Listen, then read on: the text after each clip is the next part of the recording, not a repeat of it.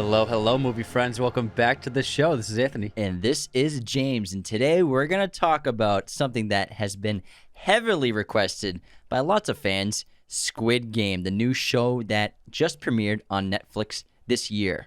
And this show is absolutely insane. It comes from South Korea, created by, we're gonna mispronounce a bunch of names in this episode, so we're sorry, but it's created by Hwang Dong-hyuk, and he's the director as well as the writer of the show. And it took him 12 years to get it made. He got rejected by every studio he was pitching it to, and he originally planned for this show to be a movie.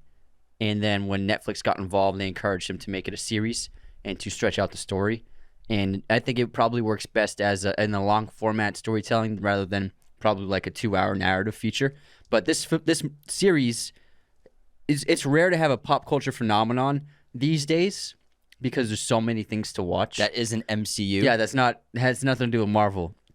But I mean, it's cool when something can capture the imagination of an entire global population. 90 countries, this is number one. Is over 700 million hours watched of this show so far, and it has nearly surpassed every show on Netflix, and the Netflix CEO said that there's a very good chance it will be the most watched show in Netflix's history. Which would surpass The Office, which is insane because that was number one for so many years. And so Netflix picked up this show 2 years ago. It's been subtitled into 31 languages and dubbed in 13, and it's the platform's top show in more than 90 countries with about 95% of viewers outside of South Korea. So this is incredible news for South Korean cinema, because hopefully this makes people realize and understand that there's a ton of great stories that have been getting told from South Korea specifically. We all know about Parasite, but even checking out directors like Park Chan-wook and his work. Yeah, and what's really cool is that they don't need to make an American version of it. I hope they don't, because it's so big in America. I think that so many studios, like, they're remaking Parasite to be an American TV series too, and for me, I'm like, there's really no need. It won Best Picture in America. It grossed to $100 million in America. Like, plenty of people saw it. You don't need to remake it. And then I think that in the last few years, American audiences are beginning to dip their toes into international films, outside of the art house crowd that has always enjoyed those movies, but making them mainstream. Parasite was a really big step forward because it not only won so many Oscars, but it did make a ton of money in America. Yeah. And this show is an example of how this is like a next step, where a gigantic television show that the American consciousness that's in the zeitgeist, everyone is talking about it, and it's not an American-made production. You can only hear English a few times in the show, so I think that's a major step forward for international cinema. Yeah, and before we continue, the best way to support Raiders of the Lost Podcast is to share this with your family and friends and become a patron at patreon.com/Raiders of the Lost Podcast. You get perks like personalized videos, our podcast schedules, top-tier patrons get a monthly shout-out on the podcast, and the best perk of all is every single patron, $2, $5, or $10, you all have access to our weekly bonus episodes, which post every Wednesday. Head on over to our website, RaidersOfTheLostPodcast.com, to get all of our information, merch, and content. Subscribe, follow wherever you're listening, hit the notification bells, and thank you so much for tuning into this show around the world and making it possible. Now, I actually think this show has excellent production elements as well, not just the idea, which I think is pretty genius, and I think the production value is really high. The editing and directing is great. The music I love, like the flutes and the pipes that are playing with the childish games when they go on, and then the sound design of the show is excellent. Yeah, it's great production design as well, especially the sets inside of the island. It's like that amazing, colorful stairwell, which is a callback to that famous painting of the puzzle. And also, like, the different sets of the games themselves are really fantastic. Like, I really love that first set, and then also the mirror, the glass bridge is a really terrific set. And I mean, the simplicity of the Squid Game set is good too, but ultimately the production standards of the infrastructure of the island are really top notch. Yeah, and the gore is excellent. It's not like overdone. I can't really watch it gore. There are some scenes like that. Specifically, I think the surgeries of the organ extraction, those are pretty cringy. But overall, they're not like showing close-ups. There's a ton of gore in this show, but it doesn't seem like it. There's a lot of bullet holes. Oh my God. Because when this show gets going, in episode 1, once we start rolling, when they're in the games, when they start to play red light, green light, and the first guy gets taken out by the sniper rifles, you're like, oh my God. You kind of had an idea something like this was going to happen, but on this level, I couldn't have predicted it really. This show isn't for the faint of heart, so if you're on the fence about it, if you don't like gore, you probably shouldn't watch it, because it's not like Hostel or like Saw, but there is a lot of death. There is a lot of killing. So if that's not your cup of tea, you should probably take a step away from this show. Yeah, I think it's the mass death, the massacres in just short periods of time in this show that could gun turn violence. people off. It's insane. But again, because the gore's done pretty well, it's able to be digested by most audiences, I think. Yeah, and this show was really surprising. I can see why it became such a phenomenon because it is shocking. The first episode is excellent. There's a lot to it. And the character development for the main cast is excellent. You really understand the characters, especially the lead. But that first sequence when they first play Red Light, Green Light, there's so much mystery built up and so much suspense and curiosity built up into this secret game. And then when it turns violent and you see the stakes of each game, it is really mind-blowing and shocking. And overall, the show has very dense and I think pretty obvious themes like classism, social hierarchy, power, capitalism. We have themes like debt, human nature, control. Anthony wrote a funny note in my notes. I'm not going to say it. Trauma. Google Docs. As well as coping. And I think these are all huge elements in the story that are woven in. And I think the entire show in general is a huge metaphor for government control and hierarchical class structure that has existed and probably will exist for the entirety of human civilization as long as we're here in this level. And of humanity. Sorry. And I also think that probably the biggest theme you could say is how desperate people will turn on each other, and how survival instincts take control of people when they are put into desperate situations, and they'll turn on their friend, they'll turn on their neighbor just to survive. Yeah, and the overall metaphor that we're all prisoners in a world run by power and money that only a handful of people on this planet have, and all we can do is look up in the air at that floating piggy bank and hope that we'll be able to grab a handful of cash in our lives at some point. And the whole plot of the show is hundreds of cash-strapped players accept a strange invitation to compete in children's games. Inside, a tempting prize awaits with deadly high stakes, a survival game that has a whopping 45.6 billion won prize at stake, which is about $54 million US. And in South Korea, the debt is a major problem for the population there, and the reason for that is because the government has really loosened any regulations upon people giving out loans to other people, whether they be a company or even individuals who are giving out loans. And so a lot of people take risky loans when they shouldn't, and they're allowed to because there's no regulations on them. And so this is why so many people in South Korea are in intense amounts of debt. You'll see debt as a major theme in a lot of films, most notably Parasite, where everyone's in debt except for the main family.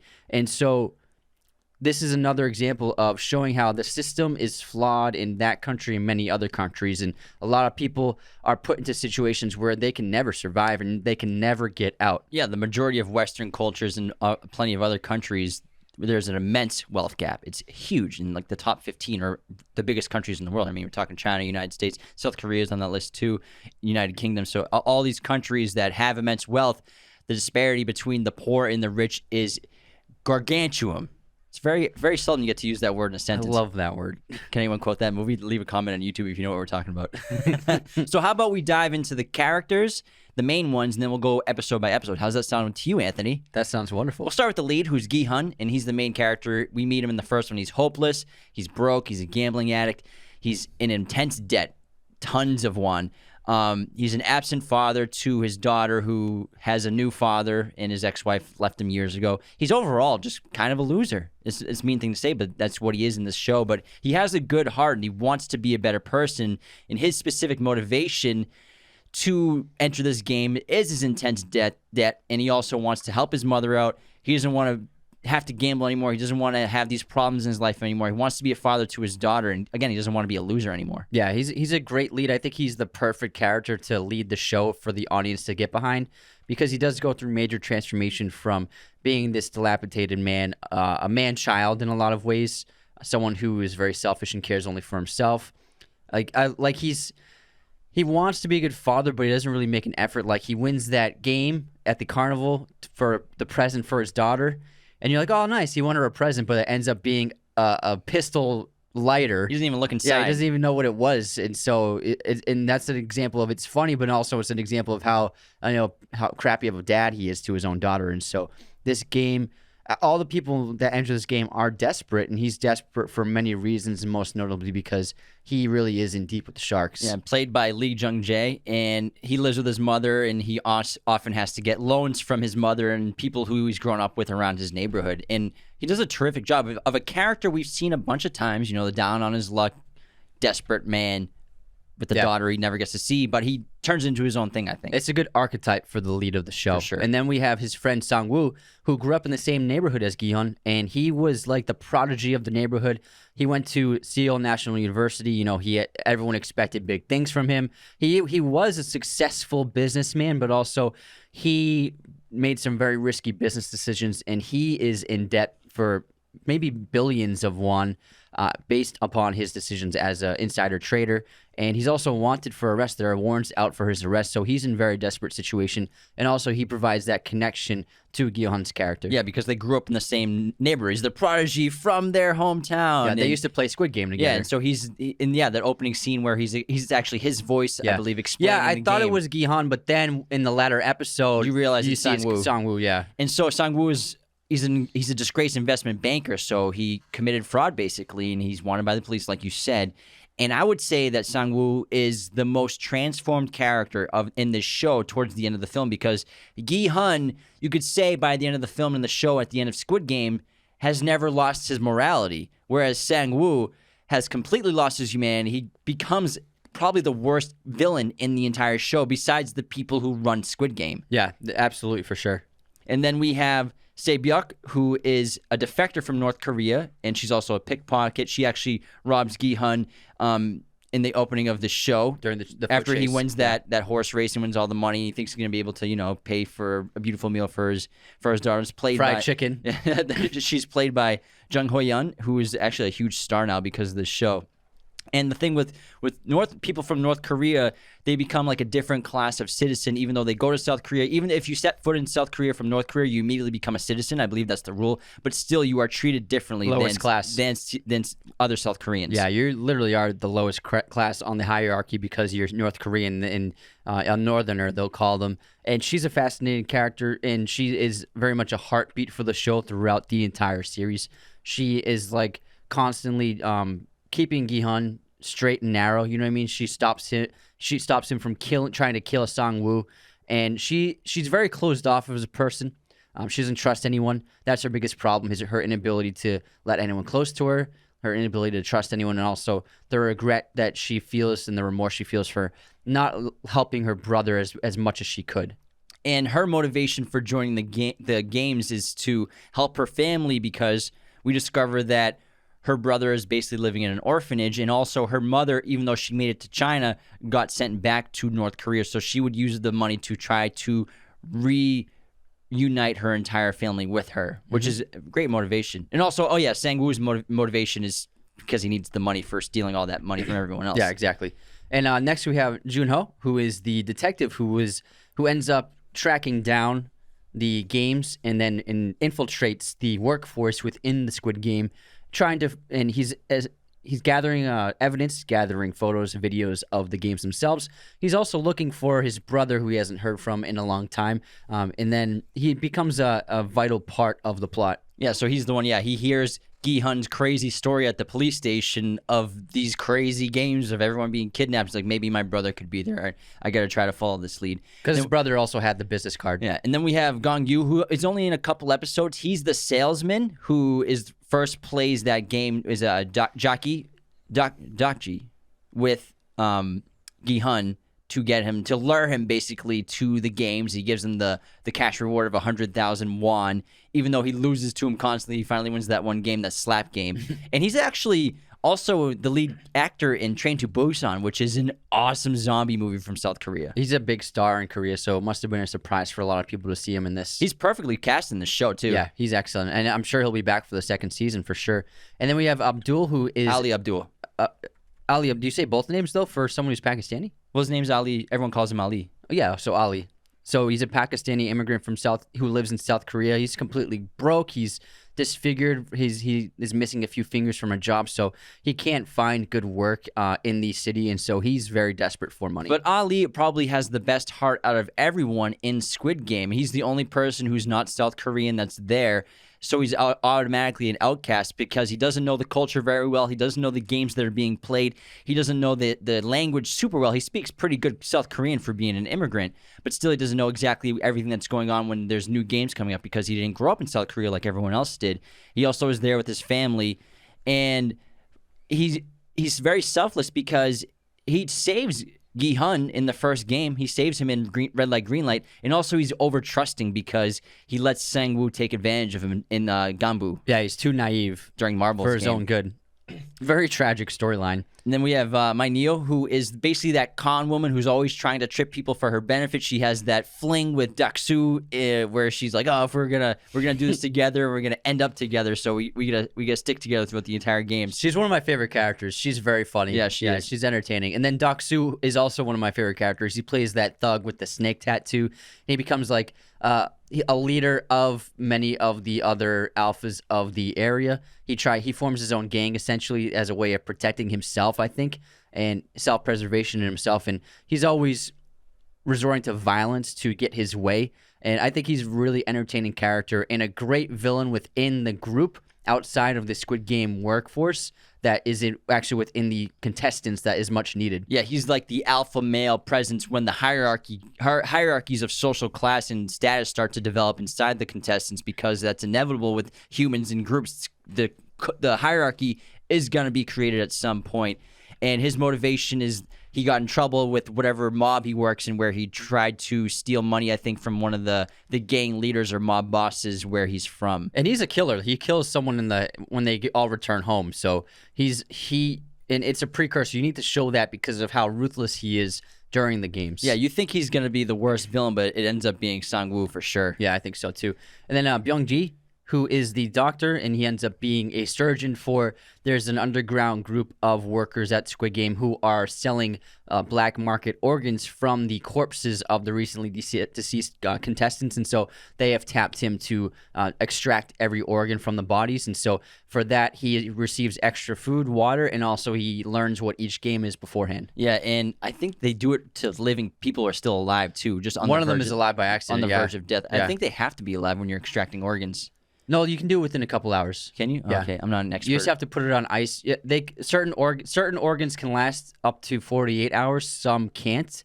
But ultimately, you have a couple of hours after a corpse dies, especially for certain organs. You can take them out within 2 days. You have an odd amount of expertise on black market organ selling and removal and extraction. What's going on, Anthony? I did a little research recently. What's the big deal? Well, actually, organs can last up to 48 hours. No, certain organs. Certain organs in the correct conditions. For example, eyes can last 17 hours, and the left eyeball lasts longer than the right one, from my personal experience. Like, Jesus, dude. My God. Then we have the front man, or the masked man, and he's the mysterious manager of the entire Squid Game. We learn he's not like the owner or chief of it, he just manages everything. His mask is different than everyone else's, so you could say in the hierarchical structure, even in Squid Game, that exists. So I think what always exists in human civilization is the lower class, middle class, and upper class. And even in the Squid Game world, it's the lower class, or the workers in the pink, and then it's the masked man, the front man is in the middle, and then the elites are like Ilnam, and then the VIPs. Or you could even say, ready for this? So the contestants are the lower class, the workforce is the middle class, and then the elites are the high class, and then the masked man is the politician. Yeah, and then also you could go even further, where among the employees, all the ones who wear pink with the masks, their square, circle, or triangle represents their class and their hierarchy. So there's always the triple hierarchy, which again has existed for all human civilization and always will probably exist for human civilization. Yeah, and what's interesting is the masked man also speaks English, so he's a very curious character, very mysterious until you finally get to see him with his mask off. And then we also have Ilnam, who is the elderly man playing in the games. He's player number 1, which is a contrast to gi-hun, who is player number 456, the last player in the games. And Ilnam seems like a man with a good heart, but also he's on his last legs of life. He has a tumor in his head, and it seems like he wants to more than anything, he wants to just do something wild for the last few days he has left on the Yeah, on his the planet. motivation is vague. Yeah. It's like, what is he really here for? Why is he also the only elderly person? If it was by all age groups, why isn't anyone else here older? Why isn't there anyone very, very young? Yeah. So he's a very curious character. But he does seem to have a great heart, and he and gi-hun develop a really fatherly son bond and connection. And then I would say the employees themselves are the final group of characters where they also seem like they're trapped as well in their roles, and it makes you think what they had to do or what their pasts look like, what their debts look like for them to be stuck in these positions of horrible crimes, which you could maybe argue it's like, if you were in debt and you had to pick, which role would you do? Being a constant accomplice to murder or competing in games to the death? Probably the first one, but still you're committing horrible acts. Yeah, I mean, you think that they're people who were probably paid very well in the first episode, but then in the second episode, when you see they all have their own cells, is where they stay with a bed and just like a table, and that's it. And they have very strict regimens, and they have no freedom basically at all. They can't even show their identities to each other. So it's really definitely these people they're probably both in heavy amounts of debt, and maybe they're all criminals who are trying to get maybe out of jail or something like that. So you can only imagine what their pasts look like. So now let's dive into episode 1 of Squid Game, and this is going to be red light, green light. Hoping to win easy money, a broke and desperate gi-hun agrees to take part in an enigmatic game. Not long into the first round, unforeseen horrors unfold. And I think this episode does a tremendous job of setting up the characters, setting up their motivations, their pasts, their current lives. Specifically gi-hun, we learn about all of his troubles, and some of them self-caused, some of them being let go from his job, and he's still living at home with his mom. His daughter loves him still, but she's kind of embarrassed by him. She's embarrassed for sure, and she seems to be more mature than he is, and he's a very immature person. He's very kid-like and innocent though at the same time, and he's enticed by that salesman to join those games after they play Jackie. This is the funniest episode. I was cracking up watching this, and it's very charming. And gi-hun's, as pathetic as he is, does have some comedic moments, and it really draws you in. I think Korean cinema has a great blend of dark comedy that is hard to pull off, and it's definitely heavily used in this opening episode as well. And, gi-hun, for some reason, we think this man is a random stranger in the train station, but then once he pays him and offers him a chance to enter these games, then we learn that this guy knows everything about gi-hun, and it's very mysterious and even troubling for him. Yeah, because gi-hun's current state of life is, even if he gets money, what's he do with it? He bets it on horse races. His mother gives him some allowance just to take his daughter out for a nice fried chicken dinner. That's all he was supposed to do. She even gives him extra money to and get he even her. Steals from her. Yeah, and he steals more from her Yeah. with the debit card that she uses. And it's actually funny when he tries to sneak into her with her PIN number. You don't remember her birthday? Oh, her birthday. He's like, no, she goes by lunar. It's lunar. It changes every year. It's horrible to see that he's stealing from his mother, but it's comedic at the same time. Yeah. And so he takes advantage of his mother, and it's his daughter's birthday. He steals from his mom. Then he bets all that money on horse races. He loses all day until the final one. He wins, miraculously, a ton of money, only to be pickpocketed. And then when he gets pickpocketed, and he also gets accosted by some of the people he owes intense debt to, he, unknowing to him, signs his life away on a waiver that he doesn't know what it is. Yeah, it's unbelievable. And then gi-hun, as crazy as this sounds, he calls a number because he is that desperate, and the idea of winning a lot of cash seems to be a good idea to him at the time. And that's when he's reunited with Sang-woo. Yeah, where they all are basically, you could say, kidnapped in a way, even though they signed their lives away. He gets inside that van. He's like, oh, everyone must be tired. Yeah, everyone must be sleepy. And then he gets knocked out too, and then they all wake up in this giant room with all these bunk beds everywhere, and everyone's wearing the same green tracksuit. It's so crazy. Yeah, I love the green jumpers. It's really great because I read that the director, he put that in because those are the kinds of outfits he wore at gym class. And I'm assuming he chose green to make it for money. Maybe it's kind of ironic where they're covered in green even though they can never touch it, really. So metaphorical. That's the Parasite quote. And then they learn the rules, and they learn that they are going to compete in a series of games, and that there will be a hefty reward for those who win throughout the entire set of games. The clauses that every player agrees to are every player must compete. Any player who won't compete will be eliminated. And if the majority of players vote to leave, the games will to end the games, they will stop and everyone will leave. So those are the 3 main clauses that they all sign while they're there. And I love when everyone's together and they all wake up and some of them, they're all upset. They're like, you kidnapped us. We didn't agree to this and you should let us out of here. I don't want to be here. This should be illegal. You took us all, you put us all to sleep and you brought us here in these weird clothes and these bunk beds. And then the what would you call them? The employees, the guards, the staff, I would say. They're like, first of all, y'all agreed to do this. Y'all signed your lives away. And also, check out all this money that you're going to win if you win. So they show the cash prize. They talk about it. They show the piggy bank. And they show the piggy bank it is. and how it comes down from the ceiling. Then everyone's like, let's go. Sign me up. I don't care what we have to do. If we get eliminated, so what? We just go home. No big deal, right? Yeah.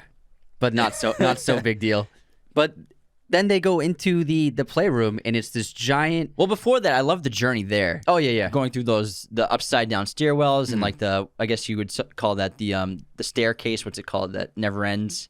The paradox staircase, it kind of looks like. Yeah, it looks like it. And they all get their photos taken. Yeah. And it's like no one's taking it, like no one knows the stakes yet. But I love the aspects of human nature that are throughout the entire show. Like when it says smile on the screen for your photo and everyone just does a straight face. But gi-hun, he's like, oh, I'll cheese and smile for this because I don't know what it's for. Yeah, he's an idiot. He's and then but there's a couple of guys that like mess around with their photos, and there's that guy that makes a funny face, and I was like, that guy's gonna die first, I bet.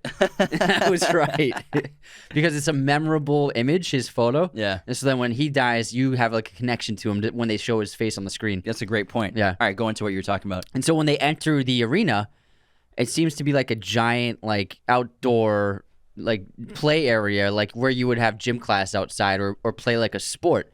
And then this character, this girl robot, that character is famous in Korean culture, and there's a boy opposite of her as well usually. So Korean culture, they know this, but for us it's completely new. And I think that us not have any familiarity with the little girl makes it very freaky to see this like giant robot. And when they first stepped out there, I thought immediately you saw the fake walls with the real ground, and I thought, are they indoors? This is like a giant factory or something. But then you see the sunlight pouring down. It's like, oh, it's like a giant fenced-in arena outside somewhere. It's in the world. It's outdoors. And then we end up learning it's a giant island, like James Bond style. And then the woman robot voice says the rules, and they're playing red light, green light. You're like, oh, it's no big deal playing red light, green light. Yeah, we all know this. If you lose, no big deal. You just leave. And those two guys, the two punks, they're like, oh, I'm gonna beat you. They're like, this is no problem. And that one guy sprints ahead, and he starts to stumble when the robot turns around on red light, and boom. And then he gets taken out, and it's insane. But he drops down, and no one knows if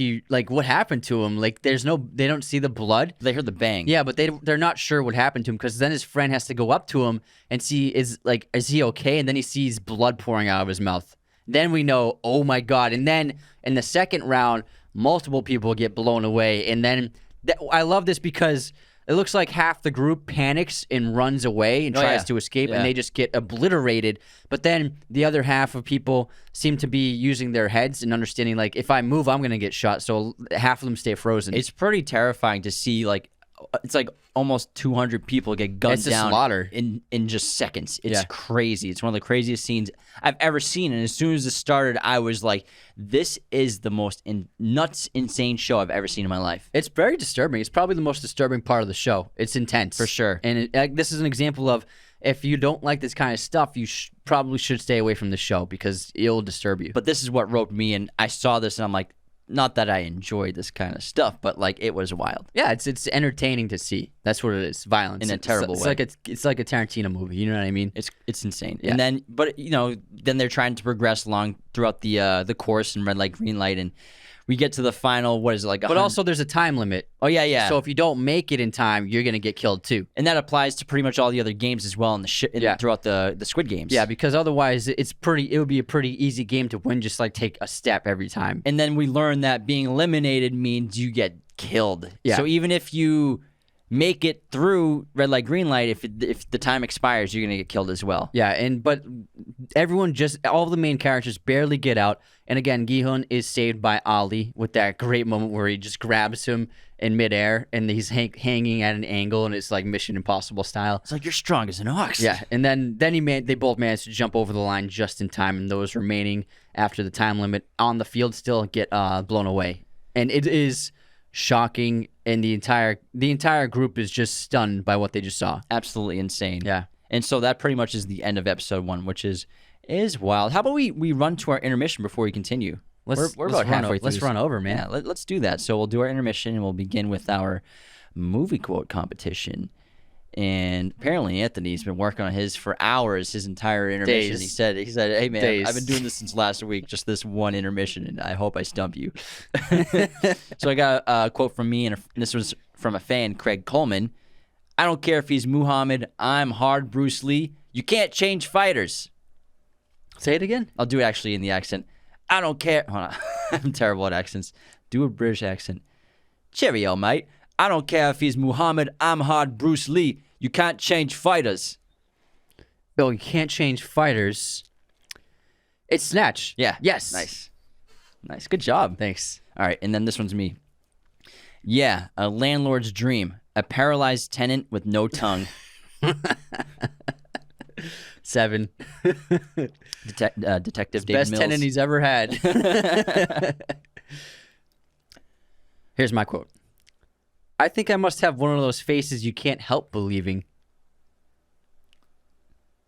that Tom Ripley? No. On the right track, though. I think I must have one of those faces you can't help believing. Oh, man, that's tough.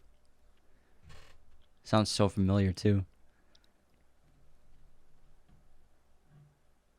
It's not a serial killer. It's like a robber or something like that. What is it? Norman Bates. Oh, there is a serial killer. Yeah. I told you were on the right track. I should have stayed with serial killers. Yeah. Anyways, I lose. Let's move on You to. don't lose. There's still 3 left. I better not get eliminated. Guess this movie release year. Old Boy. 2004. 2003. Oh, man. Damn it. Here, guess this movie release year. 101 Dalmatians, the animated film. Whoa, that's an oldie. 1992. 61. 1961. That might be the worst. 31 years. That might be the worst guess. Would you say 93? 92. 31 years. I think that's the worst. I think it's the worst. I knew you were gonna ask 90s because we saw it in the 90s, but it was always feels like a 90s. It was always a re-release. Yeah, you're right. This Even is an the old animation movie. is super old. Yeah. Man, 31 years. All right, movie pop quiz. How many Oscars did Bong Joon-ho win for Parasite, and how many did the Win film total? Did the film win in total? Yeah. You said, how many did the Win film total? Did I? Yeah. How many did the Win film total? All right. Drug Pen Kingler over here. So, in total, the film won director, screenplay, best picture. Bong Joon-ho won 3. Yes. And the film itself won 4. Yeah, can you guess them all for bonus credit? Okay, so For bonus points? best picture. Yep. Best director. Yep. Best cinematography. No. Shoot. Oh, production design. No. Oh man, editing. No. Oh, Bong Joon-ho won 3, so what's his third? screenwriting. Yeah. Obviously. What's the fourth? Man, the 4th. You're going to punch it's yourself. None of those. It's kind of obvious, too. Really? Yeah. Score? No. I already said that. I don't know. Best international feature. Oh my god.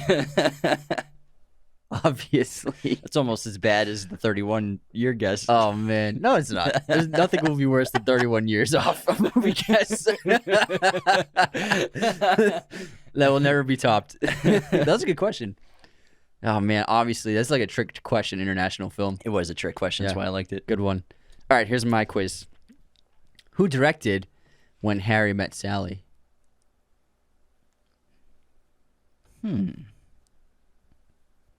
Sidney Lumet. Nah,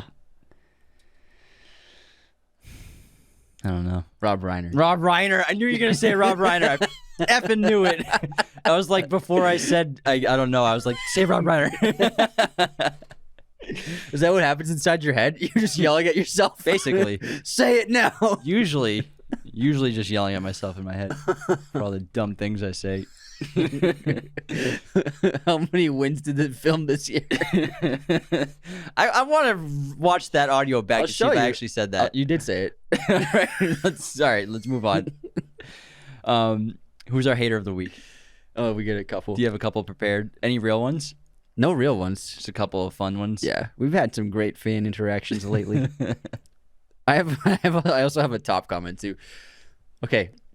Bad News Brian said, "Wow, I can't believe you got a Jack question wrong in an episode where Jack is the main actor. Unsubscribed." What did we get wrong? Something about The Shining.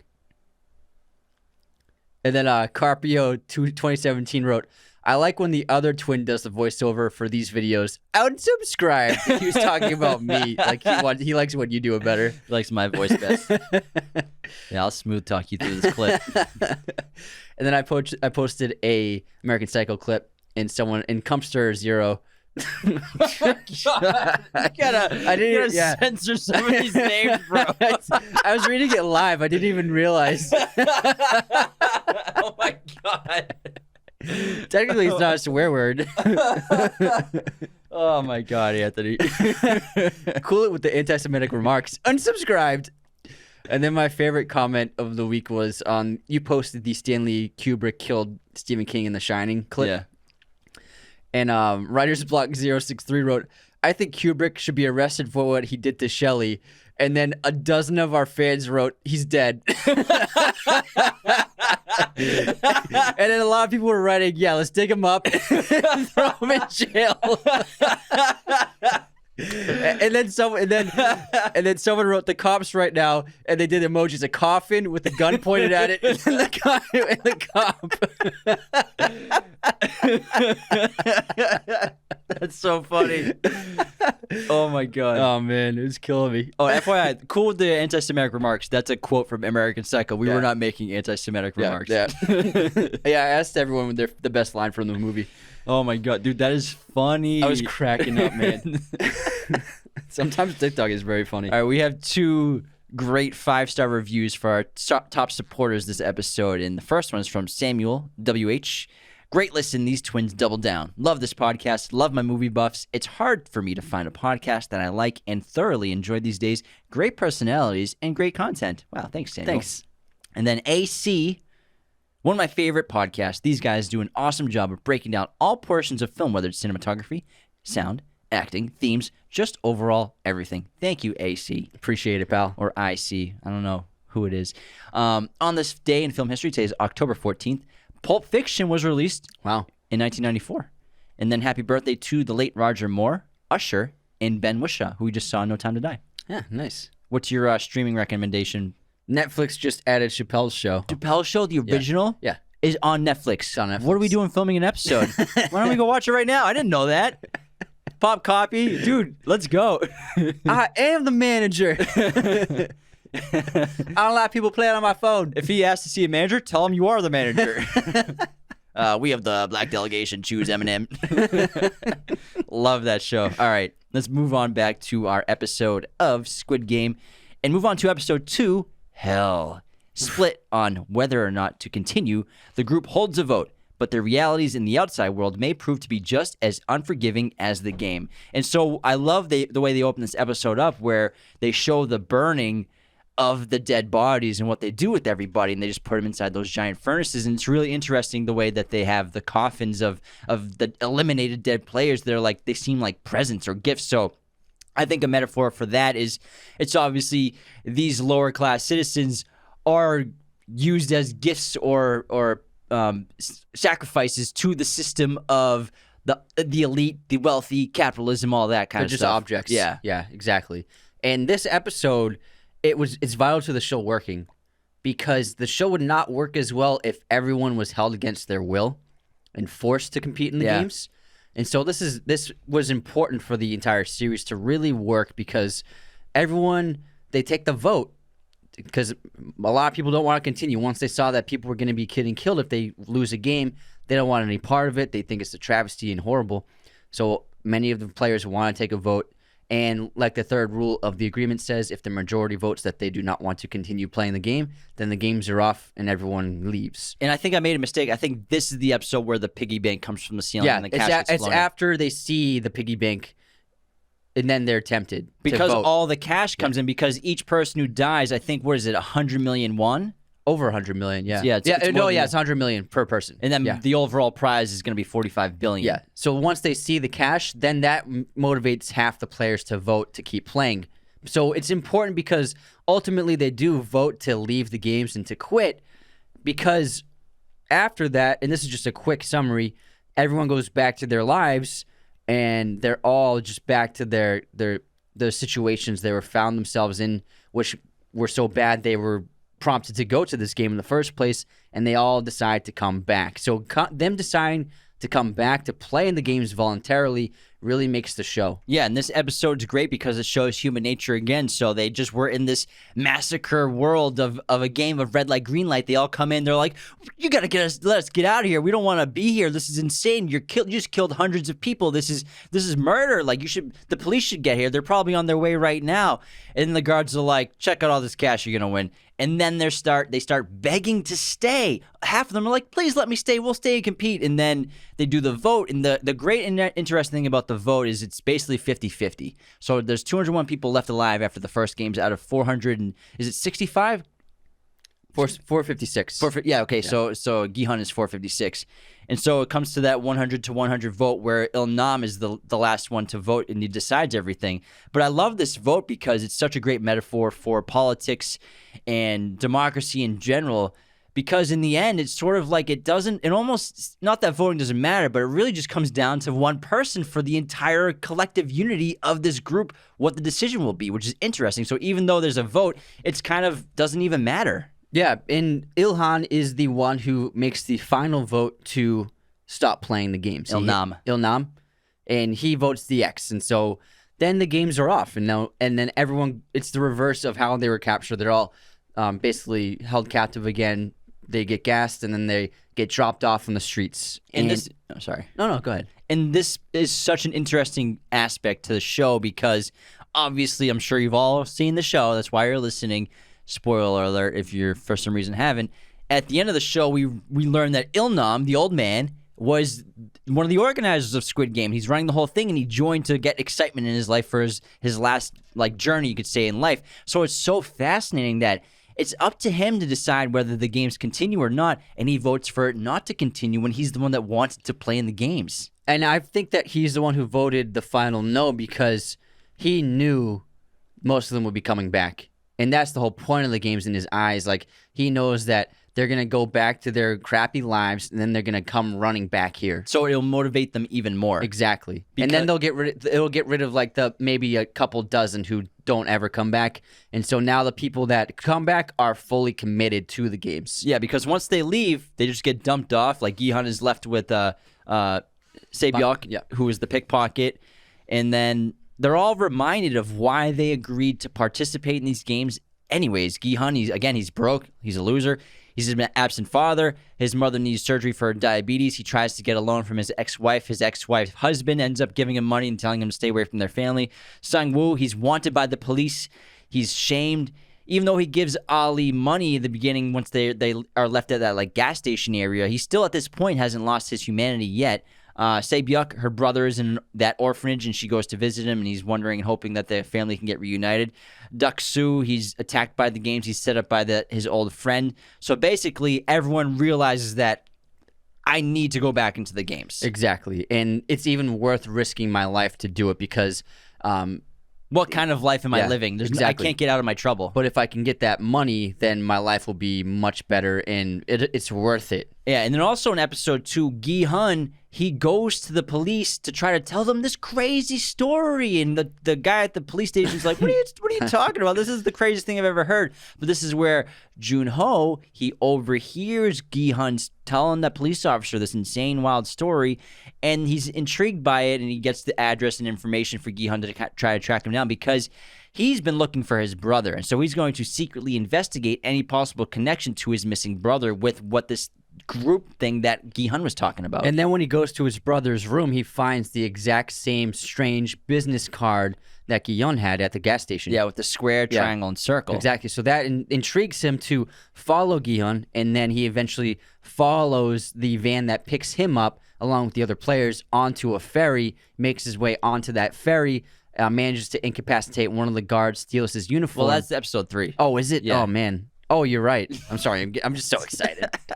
It's okay. I guess these episodes are shorter almost than I there remember. anyway. We're almost there anyways. Yeah.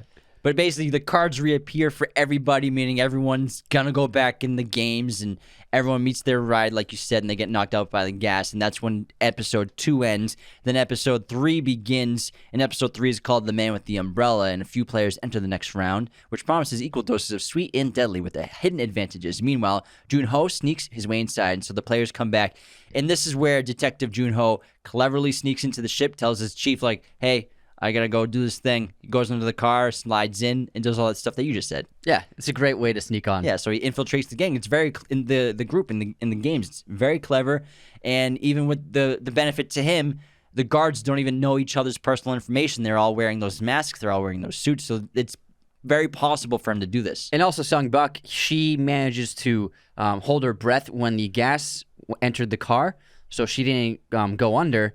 And so she manages to sneak a knife inside the facility this way. Yeah, that she takes off one of the staffers. And it's a really interesting opening because we get to see the preparation that goes into getting all the game contestants ready, the players, from being inoculated by that smoke to now getting changed into their green workout gym class uniforms and then getting put inside the bunk beds. It's pretty interesting. Yeah, because when you first saw it in the opening, you're like, wait, did they actually change all these people? And then you see, oh yeah, they did really change all these people.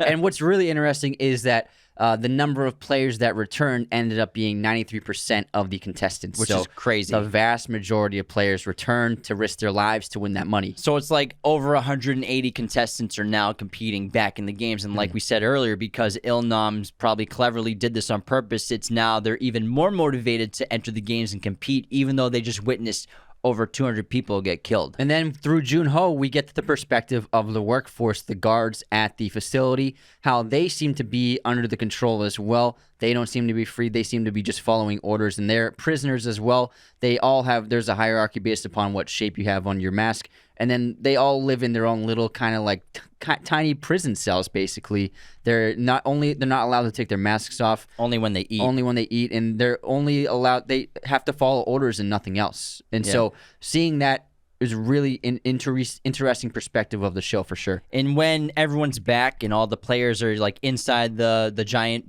area, the sleeping chambers, with the 93% return rate, we also start to see the creation of teams. And now people are starting to work together. They're starting to get to know each other. They're trying to, get together for survival, try to create some sort of herd mentality. It's only natural. It's again, human nature is all over this. What would you do? You would obviously try to get around other people, maybe find strong people or intelligent people to help form relationships for when you're playing the games to be advantageous for yourself and try to win each time. I'd join up with you. Would you, man? Yeah, wow, definitely. Wow, thanks, man. Appreciate that. No hesitation. Well, how come you looked away when you said that? I just glanced away. You glanced twice down. I'm sorry, you continue. I was going to say, also, Bong-seok, she enters that vent shaft when her and, what's her name? Minyo. They go to the restroom, and she's really funny. Like when she's constipated. When she's delaying the guard, she's like, "Why won't it come out? Come out already!" It's like giving birth." And meanwhile, she is up through the vents, and she discovers that there's a kitchen melting sugar down, making honeycomb. So she gets a hint at what the next step could be for the next game. Yeah, and the interesting thing about this is it never really tied in later on. There are a bunch of little things throughout the show that there was no reason for her to see it. Yeah, because like I thought she'd be seeing them doing something nefarious. I think what it really was another hint for Sang-woo to try to figure out what the game was going to be, because he overhears this conversation that something happened, that they saw something. So if it's really just them melting down sugar, I don't think it seemed that important for them to have to break into the vent shaft to see. Agreed. But I mean, it does go to Sang-woo and his storyline, but ultimately, I don't think they needed it either. I think what it really was for was South Korean culture for people to try to get hints for them. I think that's what it was. So you have the shapes. You have the triangle, circle, square, triangle, circle, star, umbrella, and then also sugar. So what do those things have in common? I think that's what it was for the South Korean audience to try to figure out. Gotcha. Okay, so it was better for the audience more than for the actual That's what I'm show. guessing, you know? Yeah, you might have a good point there. That the audience might have been like, "Oh, I bet it's the honeycombs." Yeah, probably. Yeah, so, because but I was lost. I had no idea what was going on. I was like, "Are they making poison?" I don't understand. I was like, who cares about sugar? and then I thought that was like a poison they put in the croissants because she wouldn't eat the cookies. Yeah, and I was like, "Oh, they're poisoning everyone," and then nothing happened, and I was like, "So what was that?" And then I learned, oh, that's sugar that they're melting down because it's not a thing. It's not big in American culture, honeycombs. And so I had no idea what honeycomb was until this show came out. The only time I've ever seen honeycombs was on Honey Nut cereal commercials. Oh, yeah, you're right. That's about it. Other than that, that, I've never held a honeycomb or played a game called Honeycombs or whatever. So we had no idea. I thought it was poison. I thought the croissants were poisoned. That's why she didn't eat it. And then she let it. And then she gave it to someone else. And then nothing ever came from that. But also the doctor, when he eats his cookie, he finds like a little note inside of it, and he looks at it. We don't get to see what it is, but he like smiles and eats the whole thing. So that's going to be a hint. We learn later on how he's doing the surgery for organ extraction, which Anthony is basically an expert on in the black market. Yeah, apparently, it's good money that they're doing on the side. So he gets the hint at what the next game is. To try to make sure he can survive through each level, through each game, to keep going with the black market surgery extraction of organs. Exactly.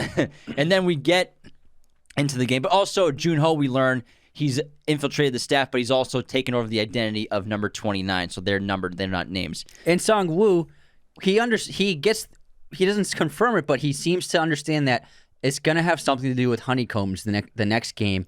And then when they get inside the playground in the arena, they see that there are 4 doors with a different shape at each door, and each player just has to pick one randomly. And that crew, they're like, he's the one who suggests it's better not to put all our eggs in one basket. And he has figured it out. He picks the most simple shape, the triangle. And you can tell before he even says that he has figured out what the game is. Everyone, like gi-hun's like trying to all right, everyone, rack your brain. Let's work together to figure out what this obstacle could be. Who knows? And then Sang-woo, this is the first time we see his true colors of he'll do anything to win. He'll lie about not recognizing what the game is. He'll even let his childhood friend, gi-hun, possibly die. And even when gi-hun selects, I'll take the umbrella because my mother always gave me crappy umbrellas because I broke them. It's this fun story, this little anecdote, which is the reason why he picks the most challenging and almost impossible shape to extract from the honeycomb. And all Sang-woo does is say, are you sure you want to do the umbrella? He's like, yeah, why not? What's the big deal? He's like, all right, bro. Because he's like a passive loser, he's the last one to pick because, he's the weakest link at this point in the story. And so being a passive person, they'll let the others, more dominant people go before them. And that comes into play later on when they have to pick those vests, which is pretty interesting how the reverse happens. And then this is a really great moment because when they all get their little jars and they begin opening them up, we get to see that, so they're the honeycombs with the shape kind of etched into each one. And the objective is to use a little pin, a little needle, to scrape out your shape without breaking it at all. And then when gi-hun sees his umbrella and he sees that other people have the simple shapes, like Sang-woo has the triangle, he's like, oh crap, I'm done for. Yeah, the recognition of everyone in the games to what they get. Everyone who gets triangles is like, oh my god, thank god I have triangle, it's honeycomb. But even circles are like, oh crap, I have to do this. And the stars are like, oh, this is going to be almost even the impossible. star stuff. But the umbrella group, they're like, I am so dead. It seems like an impossible shape to pull out of it. But what's so great about this scene is kind of everyone uses their own ingenuity to successfully extract their honeycomb. Well, the main characters, obviously Sang-woo doesn't really have to worry about it. The triangle is the easiest one, so everyone has triangle, pretty much passes, I believe. Il-nam has the circle, which is also pretty difficult, right? Or no, he has the umbrella. He has a star. The star? Yeah. Okay, you're right. And then Ali has the circle, which he does with the needle. And then Min-yo, she uses the lighter, which she snuck in for smoking cigarettes, which was clever, to heat up her needle and then to scratch out her star, which she also gives to Bak-soo to create a relationship. Daksu, I'm sorry. Jesus, do you even speak Korean? I don't. Don't speak any Korean. I'm sorry for the mispronunciations. She gives the lighter to to Dak-soo because she's a con woman, she's intelligent, she's going to try to make a relationship with the strongest person, the alpha of the group, and help him get out of the games too for later help for future games. And then Gi-hun is working so hard on the umbrella, it seems like it's going to be impossible. He begins to sweat on it, and he realizes the moisture is melting the honey, which makes it easier to extract, so he starts licking the hell out of it. He starts licking the back of it because that's the weakest part of it, and he can get to the etching faster by licking the back of it. Yeah, and then Il-nam watches him do it and does the same thing to his star, and by the end of the games, everyone's licking the back of their honeycomb, but also at the same time, people have been getting their heads blown off, which Left is and right. crazy. Yeah, point blank. Up close, just every staffer is holding a revolver, watching them all, and as soon as there's a crack in your shape, you get your head blown off. Yeah, the first player who cracked their shape, they just like looked up, and then the guards is just a pistol right in their face, and it's like, oh my god! But our main characters, they all survive, and it takes a while before they start taking them out. But there's that one person in the umbrella group who cracks his at the end, and then he takes that one staffer hostage with the gun, and then he has to see his face. He shows him that he's just a kid, like no younger than his son. Then he kills himself, and because the staffer showed his face, the front man kills him. He says, once they see your face and know who you are, it's over. Yeah, exactly. It's a crazy episode. Really, really excellent third one. Absolutely insane. Then episode 4, moving on. Is that everything from episode 3? Yeah, that's everything, yeah. So episode 4 is Stick to the Team. As alliances form among the players, no one is safe from the dorm after lights out. The third game challenges Gi-hun's Gi-hun's team to think strategically. So now this episode is pretty wild because all these people survived the honeycomb game. And now that there have been teams forming and, social hierarchies being formed, there are different structures going on in the group. There's about to be a lights out situation because they are basically starving them. They have less rations than the last time they ate. All they get this time is an egg and a soda. And Dak-soo and his new crew, they skip the line and go. They get their servings. Then they go and skip the line later on and get seconds. And because of this, because there wasn't enough food offered, some people didn't get enough food because there's the exact number of people who survived. It causes that one woman to rat out Dak-soo, which was not the smart thing to do, apparently. I believe that's incorrect. What did I say wrong? I believe that the masked man says they purposely put less food out than there are people to cause this to happen. Dak-soo and his crew didn't actually cut in line. No, they did cut in line. No, I think that they purposely put less food out. I'm pretty sure that's what the masked man says. No, but remember, they do cut. So remember, Dak-soo, he goes in line. He's like one of the first ones to get an egg and soda. He's like, this is all we get. And then I thought they cut in line again. No, they don't cut in line again. It's a misunderstanding because there's no food, and that man thinks he goes to the first thing in his head because he saw Dak-soo cut. He assumed that they went for seconds, but then the masked man reveals they purposely put out less food. The guard says they purposely put out less food to cause the fight to begin. Not to them. Yeah, exactly, because that's the catalyst for the fight. Because then Dak-soo beats the man to death. And then rather than anyone coming to stop it, the guards instead come in with a new coffin and take that man away. And then money falls into the piggy bank. And then that teaches everyone that if you die, you're eliminated from the games. And it's also if you die here, it doesn't matter if you die in the games. So I can kill someone here, and that still adds to the money bank. So it was all a scheme to spark a riot from breaking out, basically, which is very clever. Yeah. But also before all that happens, when they come from the honeycomb game, Gi-hun, he seems to know, obviously, that Sang-woo lied, and he says, don't worry, how could you know what it was? And I thought this was going to come up later on. I think it seemed like the filmmakers really insinuated that Gi-hun realized that Sang-woo was lying and that Sang-woo knew what the game was, and he purposely chose Triangle because it's the easiest one. But this never came to play later on. I thought that Gi-hun would kind of pull it out of his back pocket, like, oh, what about when you did this? Yeah. And that he was just kind of saving it as a wild card or something. Same thing. I was expecting it to pop up again as well. It never got touched again. I thought it was going to come up. I thought it seemed like an important moment for him to use, but I guess they kind of threw it away. Maybe it was in the original script before they turned it into a TV show. Because it makes Gi-hun look like a real idiot if he doesn't understand that Sang-woo really knew that. But you can tell Gi-hun knew. I think they really made it show that Gi-hun understood what happened. Yeah, again, they didn't deliver on something they set up. Because he kept looking at him like, dude, I know what you did. Yeah, 100%. But I guess they just scratched it. Yeah. And then this episode is just crazy because, full-on tribalism takes place in this. It's a war because once the players learn that I can kill other players in here and it will eliminate other people from the game and give us more prize money, it gives them incentive to just kill as many as possible. And Yeah, it's a really ruthless battle. And Dak-soo obviously sparks that. As soon as the lights go out, the fighting starts, and he's the first person to draw first blood. They drew first blood. Which is insane, and a lot of people died, and the lights come on later on, even though our lead characters all survived. Even Il-nam, the old man, is up top on top of like 8 bunks. How'd he get up there? It's pretty crazy. It's a very horrific sequence because especially with at first it's dark, but then it's the strobing light, which is crazy. Yeah, and it's a wild scene, and a lot of players are killed. I think it's like 26 players are killed in that fight. And also what's going on with Jun-ho is he's starting to climb the ranks. So he goes from, I think, he was a triangle first, which is the lowest. Circle first. On the circle is the lowest of the hierarchy. And then he becomes a square, which is like the leaders of the staffers. But also, someone is suspicious of him. Number 28 is growing suspicious of him, keeps looking his direction because at first Jun-ho has trouble opening his door with the key. And then his neighbor is also coughing in Morse code, number 29, telling the operators to be suspicious of 29. Or he's either that or he's trying to talk to 29, like, 29, what are you doing? Oh, maybe. Oh, you might be right. It could be either one of those. That wasn't clear either. I think it's because they're next door. That's why they're doing that. But also, that's got to be right because the old 29 was involved in the organ selling with 28. 28 and 29 were involved. So that's definitely why. I was confused. I thought that 28 was trying to alert that the workforce that 29 was acting weird. No, because no one else knows what they're doing. Yeah, exactly. Hey, man. We both were mistaken about 2 things. Yeah. It's okay. Yeah, not everything was super clear in the show. It can be a little, if you're not paying super close attention, which I thought I was. Yeah, me too.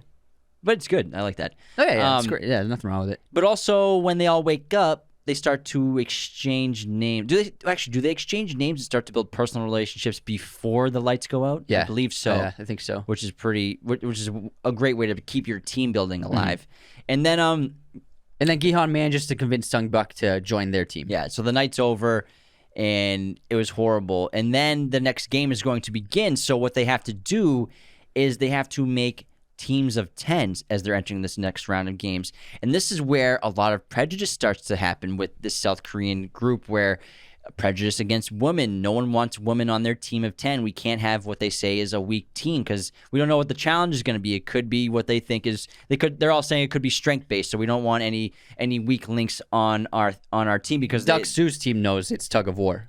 Oh yeah, that's right. Yeah. So because the doctor knows. Yeah. So the doctor knows that they need a strong team, so they think that having a woman would weaken their team, which obviously we learned is not the case of what happens because the strategy is all that matters.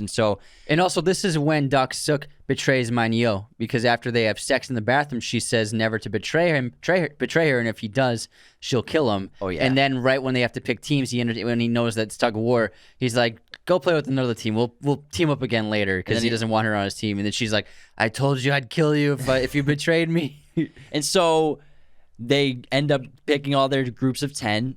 And it's the lead characters, obviously, and then Il-nam and gi-hun, Sang-woo, Ali, and then we have sae-byeok and the other woman. I can't remember her name at the moment. Yeah. And so then they all go in and they realize it's tug of war, and Dak-soo's team is like, "Oh yeah, we got this, guys. Yeah. We're gonna totally win." And obviously, all the other teams they think they're not gonna win, but then especially gi-hun and Sang-woo's team because they have this elderly 80-year-old guy with a brain tumor. Like, how are we gonna win now? Yeah. But we learn through Il-nam's wisdom as they're going on the elevator. Well, actually, the first tug of war game was insane. Yeah, where we see the Dak-soo's rules. team. And Dak-soo, they destroy the other group. And as soon as the people start coming over across the edge with the rope, what would that thing called? The guillotine, right? That comes down and slices the rope, and everyone just falls 100 feet to their death. Yeah, it's crazy how high it is. And then it's nuts when like the tractor machines, the trucks come just to like pick them up and carry them away. It's wild, man. Sounds like a construction site. But then the main cast team, they go up against a difficult team. They think they're gonna like easily lose. It's another all-male team. Yeah, all-male team, and Il-nam teaches them the tricks of the strategy of the tug of war game because he played it a lot when he was younger. Another hint that he's behind all of this. And he teaches them the strategy of how to use your body, how to plant yourself to make a strong base in order to have the first team. The idea is to make a strong base and foundation. Have the first team use all their strength for the first 10 seconds, and they won't be able to move you if you're all unified in this base formation. And then after 10 seconds, the other team will hesitate for a moment, and then that's when you start pulling with your team without you haven't used any of your strength yet, so you have an advantage from that moment. Yeah, so they do that technique where they all have on either side of the rope, they all tilt back to have like their heads like almost towards the ground so you can see the person behind you. And then they wait for someone on the other team to slip, which the front guy does, and then they start pulling. But unfortunately, the other team starts to win after they think they're about to pull the flag through the circle. And then Sang-woo, last second, comes up with the idea, if everyone jumps a pace forward, everyone jumps 3 paces forward, it'll catch them off guard. They'll all fall down. Then we'll be able to pull them off guard and win. And it's like, you got to do this or you're going to die. Yeah. And they do it in... It's a cliffhanger. It's a cliffhanger. That's a cliffhanger. That's crazy. And now we will reveal the cliffhanger now. In episode 5. Episode 5. Wow, I was on the edge of my seat. A fair world. Gi-hun and his team take turns keeping guard through the night. The masked men encounter trouble with their co-conspirators. This episode's insane. And so we go back to the tug of war that's happening, and they do their lunge forward. With Sang-woo's immediate save the day strategy, and it works. And the other team loses and dies and plunges to the death. The other team falls down, and they manage to never fully gain their footing as they're dragged off the board. Yeah, it's crazy. It's pretty incredible. Yeah, it's wild. But before we continue, how about we just talk about for a second, if I was stuck inside Squid Game, I better hope that while I'm there, I snuck in my Lawnmower 4.0 from Manscaped using our coupon code Raiders of the Lost Podcast at manscaped.com. You get 20% off your Lawnmower 4.0 on all products and free shipping. This brand new groomer is skin safe, has a 7,000 RPM, wireless charger, built-in light. It's amazing. Fellas, get on Manscaped if you haven't already. Not only does it help the show and keep the lights on for us to keep our sponsorships alive, these are gifts that you're actually going to use. I swear, everyone listening, if you got a guy in your life, if you need to get them a gift for anniversary, birthday, holidays are coming up, take a hint gift, I highly, highly recommend getting on manscaped.com. Their products are fantastic. Their performance package is so cool. It's a bundle of gifts like their lawnmower, weed whacker, some men's wipes, deodorizers. Their boxer briefs are super comfortable. Tons of goodies on this website. Over 2 million men worldwide are using this. So use our coupon code Raiders of the Lost at checkout from manscaped.com to get 20% off your order and free shipping worldwide. I have to tell you about movieposters.com, the #1 place to get your posters online today. Use our special promo code Raiders15 off to get 15% off your order today. If you're a fan of movies, if you're a fan of TV shows like Squid Game, there's no better way to express that love than by decorating your place out with a ton of posters of your favorite shows and movies. If you're looking at our set online, we have a bunch of these amazing posters. These are high-quality things. This is high-quality stuff, everyone. Movieposters.com has all sorts of sizes, framing, backlighting, whatever your poster needs are, they can handle it. And also, they have pretty much every single movie and show imaginable at their dispense. Again, head on over to movieposters.com and use our promo code Raiders15 off to get 15% off your order today. Back to episode 5 of Squid Game. So the team manages to successfully survive the game of tug of war. When they go back to the barracks, Duck-Soo's team is like, how did they win? They have this team and they somehow beat that other team. This is crazy. And throughout this night, we have a night watch and barricades because the last night was horrible. And it seemed like Duck-Soo was ready to do this again for another night. But Gi-hun, very cleverly, he does a bunch of intelligent things throughout the show, even though he's kind of a dummy in the first few episodes. He puts doubt in Duck-Soo's mind about his team and his co-conspirators and everyone around him, thinking like, if you're worried about us, if I was you, I'd be worried about all the people around you, because if I was going to take somebody out, I'd go for the strongest person here, which you clearly are. And that makes Duck-Soo think like, you know what? I need to look after myself tonight. Let's not start a war, even though everyone else was expecting they were going to do it again. It's really smart. Yeah, it's a great scheme. And then also, this is an episode in which someone nearly breaks out. You know, the doctor, there's a situation during the organ surgery, and So he gets pulled away, and he's extracting more organs, and he's kind of sick of the way he's being treated. And the guards, the staffers, they don't know what the next game is. He's like, "This is BS. Why am I doing this all night, every night? If you can't even get me the name of the next game," he's like, "Go upstairs and get me the name." And he holds one of them hostage, then he kills him and escapes.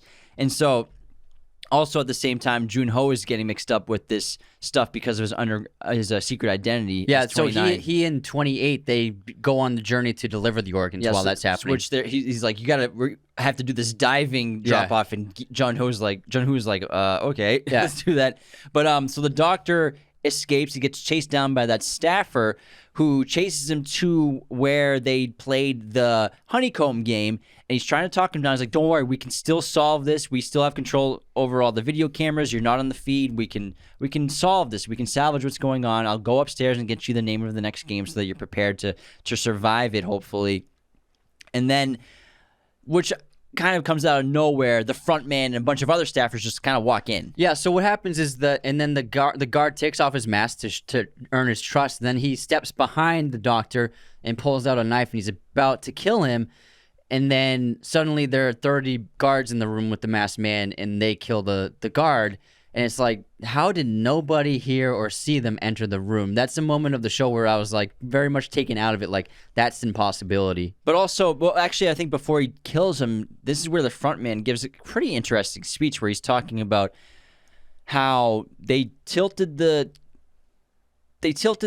what they were trying to create in terms of fairness and equality, that they're trying to create equality in the games because out there in the real world, none of these people live equally. There isn't equality. It doesn't exist.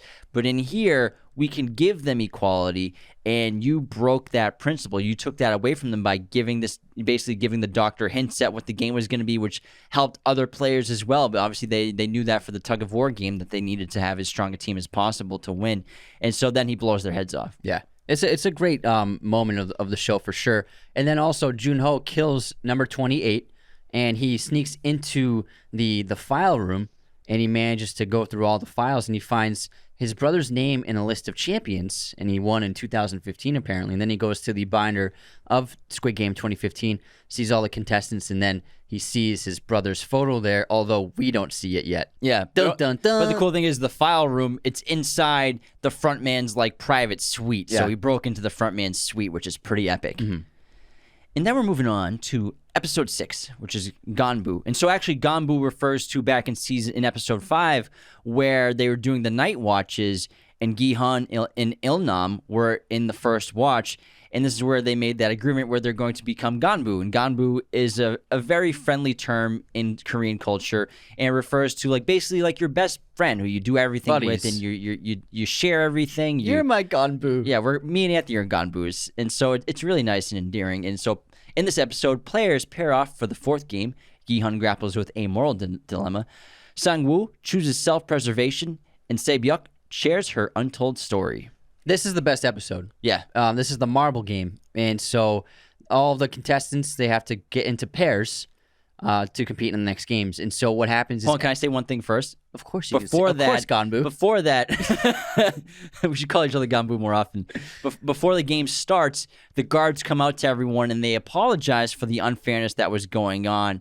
And we're supposed to be living in a democratic society that we've created inside the Squid Game. So we apologize for that, which is so interesting. For all the people we killed, no. But for the unfairness, cheating, yeah, we're really sorry about that, guys. It won't it won't happen again. It's so funny how sincere they are too. Yeah. And so since the contestants are told to select one teammate, everyone selects the person that they are most closely connected to. But also there's more discrimination against women in picking a partner for the next game because like it could be another tug of war situation. Exactly. But see, it seems to be like closest friends pick each other. Like Sang-woo picks Ali because they have had a relationship established. No, but that's the exact opposite of what you just said. They're not best friends. Gi-hun and Sang-woo have history, you know? No, but they're not friends though. They have a history, but they're not friends. Yeah, he and Ali. They grew up together. No, yeah, but they haven't spoken in years. But they still grew up together. Yeah, but what I'm saying is, yeah, but you can grow up with someone and not be friends with them in adulthood. But he's not friends with Ali. I think but that's what I'm saying. I think that he has established a closer relationship with Ali,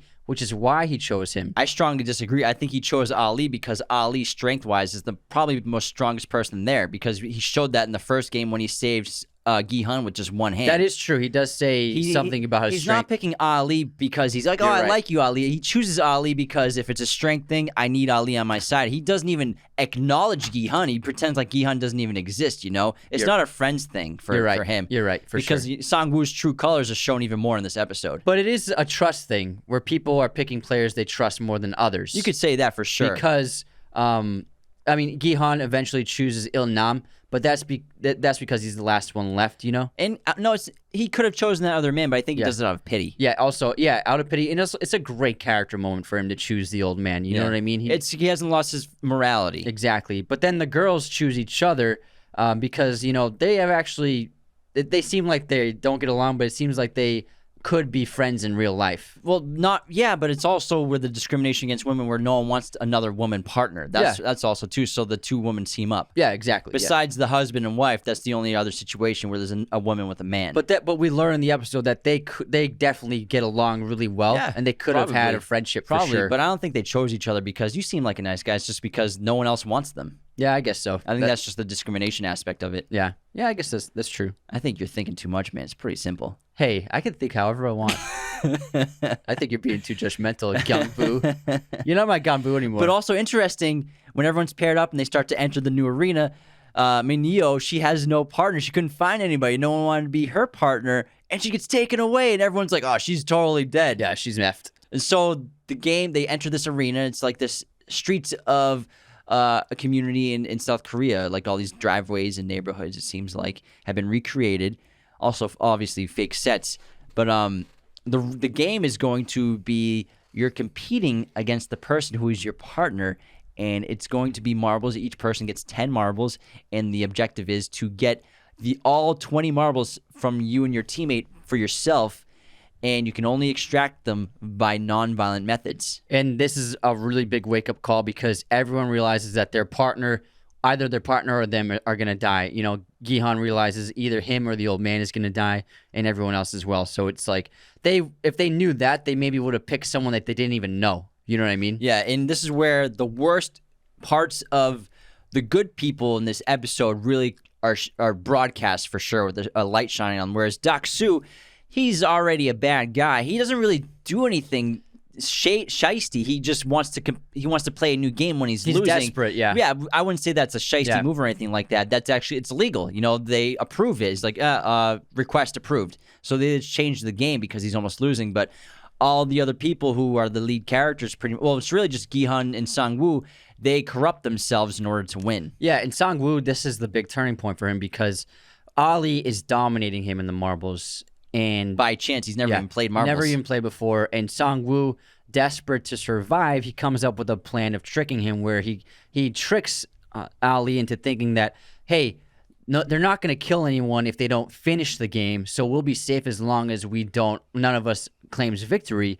So what we should do is we should seek other teammates. It's kind of a silly thing to think about, but Ali, being naive, believes him and thinks it's a good idea and is convinced by him to like go ahead and so Sang-woo gathers the marbles and pretends to make a nice necklace out of his shirt for Ali to wear around his neck for safekeeping, but in reality he secretly transferred a bunch of pebbles into a different bag and gave them to Ali, making it seem as though they were the marbles. And so Ali and him split up, seeking out new team members to help them out when in the next games.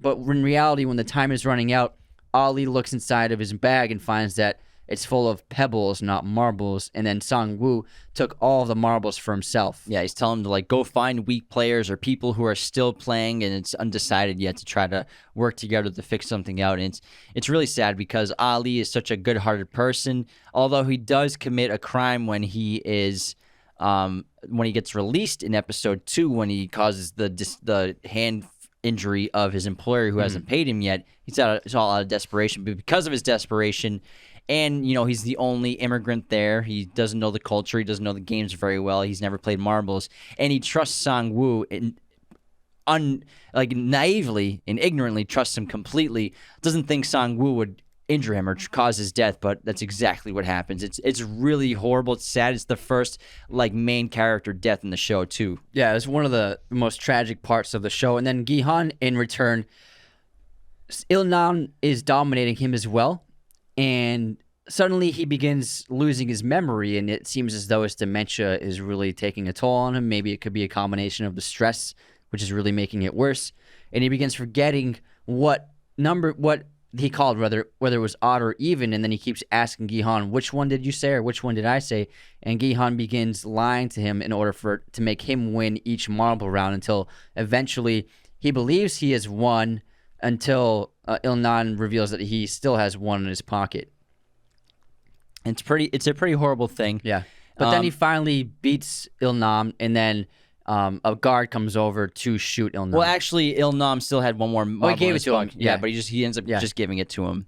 But you don't see him actually physically die. He's the only person you don't see really die. And he also confesses to Gi-hun that like I knew you you tricked your best friend. Like, is that how far would you go here? Not best friend, but your friend. Showing him nefarious side to him. And I like what the girls are doing. They're just playing an arbitrary game where it's just one winner decide all for one match, and they spend the time just talking and getting to know each other. And because it's Ji-young, let's say sae-byeok, you win to save her family because her motivation for what she would do with the money is so much more meaningful than what Ji-young would do because she has no idea what she would do with the money. And she has no money in her life, and if she has nothing in her life, no meaning really. So if she got the money and won, she probably would just waste it all. Whereas Ji-young would actually do something important with it. I mean, sae-byeok would actually do something important with the money, and so they just play that one last game.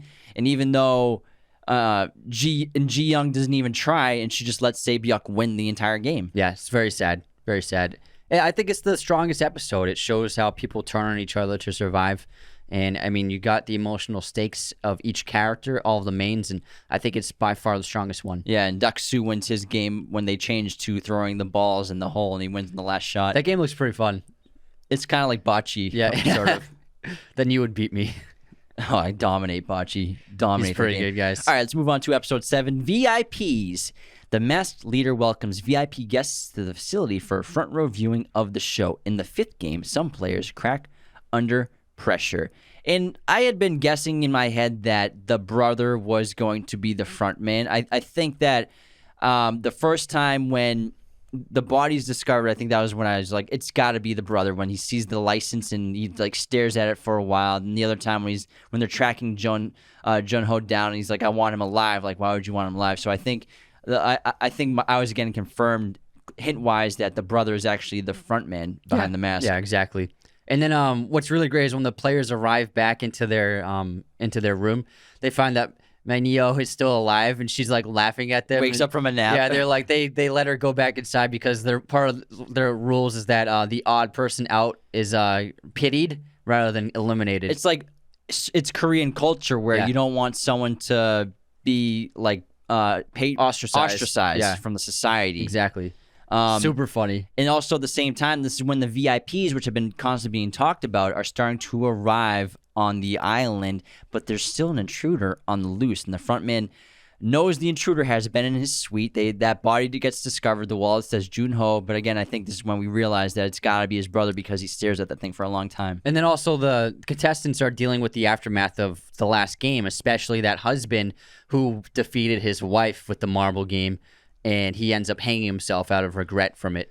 And the VIPs, they arrive and they wear those golden animal masks, which are pretty disturbing. They're there to watch the final games in person because nothing beats it. Their screens are huge, but nothing can beat it. And these are obviously probably billionaires and the ultra elites in the world. There have been a few movies like this where people watch like games of like gladiator type games, like that Gerard Butler video game movie, the Guns Akimbo with Daniel Radcliffe that came out last year. So it actually is a pretty popular kind of genre movie. And then the next game, the players are all put in this room, and there are a bunch of mannequins with vests all numbered 1 to 16, and they all must select a vest. And this is where another aspect of human nature. How will people react in a group? What's going to happen? And will you select an early number, a low number? Will you select a high number at the end, or will you go in the middle? And it's like the herd mentality going for the middle. The first people go in there, and then a bunch of people start going to the end, and then towards the middle. And then what's left is 1 in 16. Even though gi-hun has been standing there for a while because he was so late to react, him and the last guy are there just staring at 1 in 16. And now, will it be beneficial to go first, or will it be beneficial to go last? And at the same time, the VIPs are talking or insinuating that it's terrible to go first, and that it's good to go last, but also not great. And then he goes to 1, but just before he grabs the vest, the other player comes up to him and begs him to let him take number 1 because he wants to finally take action in his life and not be, the passive man he's been all his life. So gi-hun lets him take number 1, and then gi-hun takes 16. And then they discover that the next game is a glass bridge with glass platforms, and there are 15 platforms, and there's 2 glass panels on each platform. You have to choose which one to jump on. One of them is made out of tempered glass, which is very strong, and one of them is made out of real glass, which will break with the weight on it. Yeah, and it's called glass stepping stones, and they have a 16-minute time limit. So first player can't believe it because obviously you're going to be dead. But also, The irony. It's not great to be at the end of the line because even though all these players will go up and start taking out all the regular glass, and you'll be able to see which steps will make you across safely, if the time runs out of people just taking too long, you're going to get killed too. So it's not great to be last place. And so human nature and what you will do to survive takes a huge effect in this episode with this challenge. Yeah, and it's just like a life or death moment of chance, and people have to choose one of 2 options, not knowing which one's going to be the one that will save them and which one will be the one that will kill them. So it's an impossible choice all these players have to make until they get to that. Dok-suk refuses to keep going forward, and he's like, if anyone wants to go, you have to go ahead of me. I'm not going to keep going. And then eventually they get to that older man who understands from working in a glass factory the difference in the way light reflects off of the glass. Going too fast. Oh, I'm just excited. And because Dok-suk, it's such a great concept where Oh, yeah, I'm sorry. someone goes ahead of him and he kills him, pushes him into the glass to see which one doesn't work. And then Mineo comes up and she's like, oh, don't worry, honey, I'll go. And then she grabs him and she's like, I told you we'd end this together. And she kills the both of them. It's amazing. It's a payoff to her setup. I also love the guy who's ahead and it's his turn to pick. I can't remember which one it is. And he's obviously probably a genius mathematician because in his head he's like, all right, so there are like 10 spaces left. I have a 50-50 shot chance at each one. That means I have a 1 in 38,000 shot of making it across. It's crazy. Unbelievable. You think like, oh, it can't be that impossible. It's kind of impossible. Yeah, it's insane. And then when they get to the last set, that old man, he's been choosing the correct ones because he can tell the fragments of light between tempered and real glass. So the other players have been following his lead. And then the masked man turns off the lights, and so it becomes a random choice again. And doesn't know which choice to make, and he's panicking. And Sang-woo and the other players are realizing that they're running out of time. If they run out of time, they're all going to be killed. And so with only like 8 seconds left... No, they use the marble. So he uses the marble. That actually is what the last marble from Il-nam, ironically. They used that to try to hear the sound, but he needs another one. Yeah, so he needs the other one, so it's kind of useless even using it. And then Sang-woo, with only a few seconds left, he pushes the man onto the random glass one, and he crashes right through it, killing him. And then the rest of the 3 players, our main 3, they quickly hurry across just in time. Although once the game is over, all of the glass panels explode, and a deep shard of glass hits sae-byeok. It seems like right in the torso. We don't know where it is, but we see blood Spoilers, dripping. whole cliffhanger. Yeah, you're always jumping ahead. It's another cliffhanger. And the episode actually ends with jun-ho escapes from the facility with a diver pack, and the frontman and his minions end up going on pursuit of him with a boat. All right. And so episode 8, ahead of the last round, distrust and disgust run deep among the finalists. Jun-ho makes a getaway, determined to expose the game's dirty secrets. And so Jun-ho, at the opening of this episode, reaches the mainland with no signal on his phone. He calls his chief, manages to, but he's trying to send videos, say he'll call back later. But the staffers and frontman are right there on his tail. Even the frontman, he shoots the oxygen tank so that he can never escape through the water again, or apparently, I don't know, or he just did it just because he's angry. And then there are 3 remaining players. We have gi-hun, Sang-woo, and sae-byeok, and clearly main trio. Clearly, sae-byeok is severely injured. We don't know what from, and the remaining players are told to dress in formal attire in these tuxedos for a lovely steak dinner. But when she goes in the bathroom to change, we see that she has a piece of glass in her hip. I would call it more than a piece of glass. Shard. That thing is enormous. Yeah, and it's clearly like this is a moment where. I thought it was strange she didn't even ask for medical attention. I don't think they can't get any medical attention. Yeah, but it was never informed that they couldn't. I thought it was pretty much insinuated because throughout the show, every time they've asked for help, they've been like, nah. Yeah, but I just feel like if someone was really seriously injured, they'd at least try to ask. You know what I mean? I think she's intelligent enough to realize that she's not going to get any help. Yeah, but I know. I understand. But I think it would have, for me, it would have been better if she said something and then no one helped her. Yeah, but gi-hun does it later on. Yeah. I think she realizes it's futile to even ask. Yeah, ultimately, yeah. But they dress up for the steak dinner, which... looks great. It looks delicious. It's pretty odd in that triangle table. And gi-hun and Sang-woo, they destroy their dinners and eat the plate clean. Whereas because Jun-ho, he distrusts Sang-woo completely. gi-hun. Sorry. Gi-hun's like... Do you speak Korean? I used to. It's been a while. Gi-hun looks at Sang-woo as a villainous character now because he looks at him as he murdered that older man, whereas Sang-woo was like, we'd all be dead if I didn't do that. So I made a choice that you were too afraid to make. Yeah.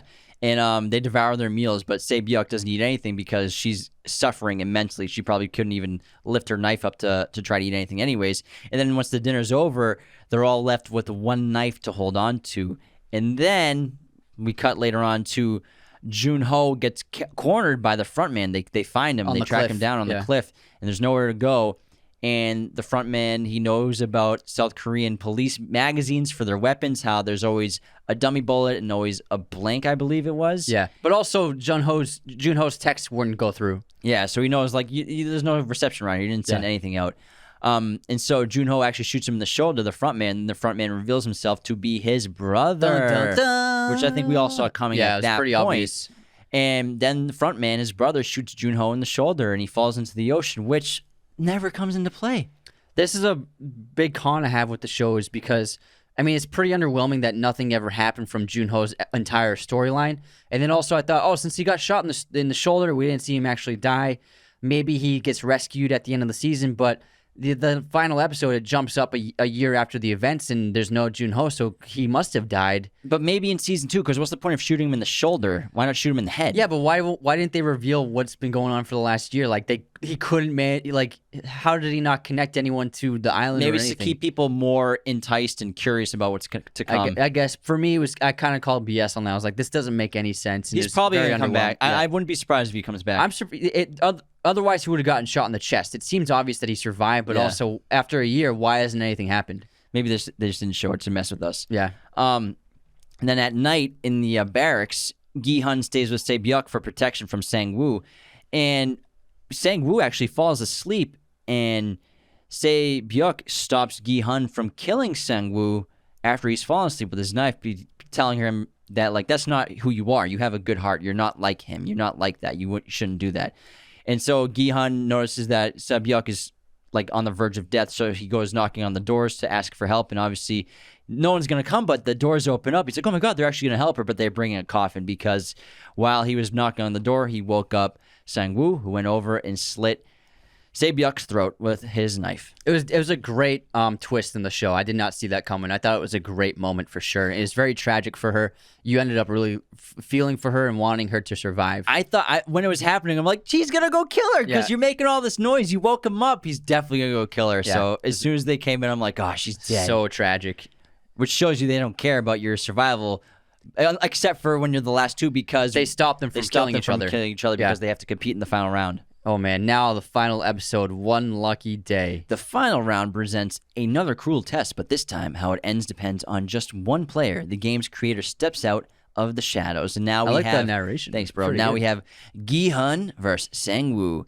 And this seemed to have been the inevitable setup from the start of the show to the end, that it would be coming down to these two main characters. They were the mains from the first episode and going forward.